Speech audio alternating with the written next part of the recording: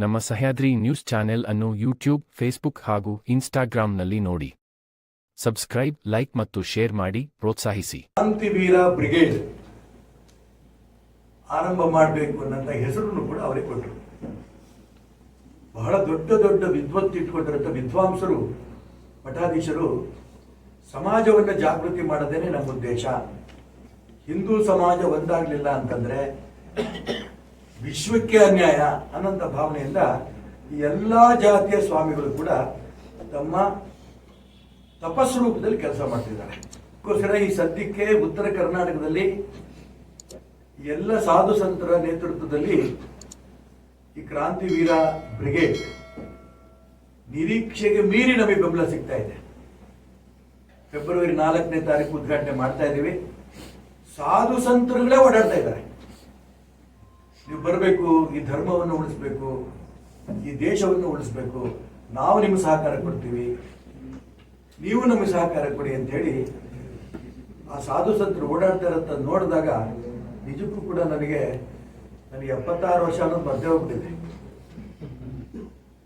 ಅವ್ರು ಓಡಾಡ್ತಿರೋದು ನೋಡಿದಾಗ ನಿಜಕ್ಕೂ ನನಗೂ ಕೂಡ 26 ವರ್ಷ ಇದೀನೇನೋ ಅನ್ನೋಷ್ಟು ಉತ್ಸಾಹದಲ್ಲಿ ನಾನು ಓಡಾಟ ಮಾಡ್ತಾ ಇದ್ದೀನಿ.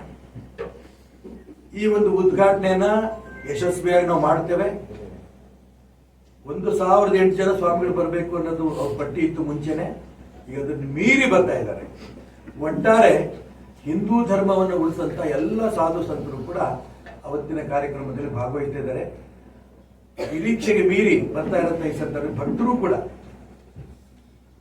ಎಲ್ಲಾ ಹಳ್ಳಿಯಲ್ಲಿರುವಂತ ಬಡ ರೈತರ ಮಕ್ಕಳು, ಎಲ್ಲಾ ಪಕ್ಷದ ರಾಜಕಾರಣಿಗಳು, ಬಿಜೆಪಿ, ಕಾಂಗ್ರೆಸ್, ಜೆಡಿಎಸ್, ಪಕ್ಷಾತೀತವಾಗಿ ಜಾತ್ಯತೀತವಾಗಿ ಎಲ್ಲರೂ 2025 ಫೆಬ್ರವರಿ 4ನೇ ತಾರೀಕು ಬಸವೇಶ್ವರ ಹುಟ್ಟಿದ ನಾಡು,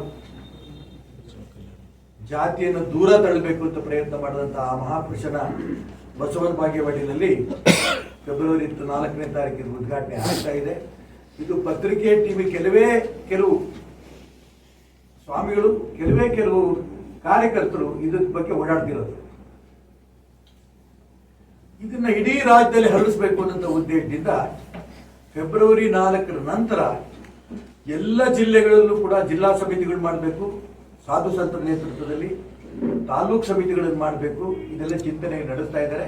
ಫೆಬ್ರವರಿ 4ರ ನಂತರ 2 ದಿನ ಇದನ್ನ ಏನೇನು ಮಾಡಬೇಕು, ಹೇಗೆ ಈ ಧರ್ಮ ಉಳಿಸೋ ದಿಕ್ಕಿನಲ್ಲಿ ಈ ಒಂದು ಸಂಘಟನೆಯನ್ನು ಯಶಸ್ವಿ ಮಾಡಬೇಕು ಅನ್ನೋಂಥ ಚಿಂತನೆ ನಡೀತಾ ಇದೆ. 2 ದಿನ ಸಭೆಯಲ್ಲಿ ಸೇರಿ ಆಮೇಲೆ ಮುಂದಿನ ಕಾರ್ಯಕ್ರಮಗಳ ಬಗ್ಗೆ ಯೋಚನೆಗಳು ಮಾಡ್ತೇವೆ.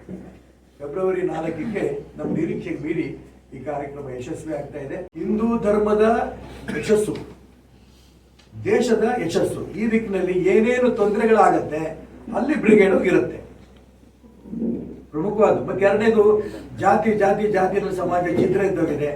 ಆ ಎಲ್ಲ ಛಿದ್ರ ಎದ್ದಿರಂತ ವ್ಯವಸ್ಥೆಯನ್ನು ದೂರ ಮಾಡಿ ಎಲ್ಲ ನಾವೆಲ್ಲ ಹಿಂದೂ, ಈ ದೇಶ ನಮ್ಮದು, ಈ ದಿಕ್ಕಿನಲ್ಲಿ ಭಾವನೆಗಳನ್ನು ಸೃಷ್ಟಿ ಮಾಡಿ ಹೋಗಂತ ವಿಶೇಷವಾದ ಉದ್ದೇಶ.